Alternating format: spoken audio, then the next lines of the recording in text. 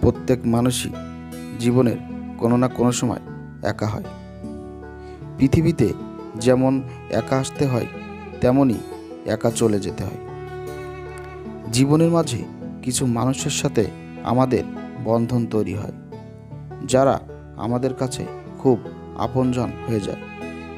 কিন্তু যখন সেই প্রিয়জনেরা দূরে সরে যায় বা আমরা তাদের থেকে দূরে চলে যাই, তখনই একা অনুভব হয়।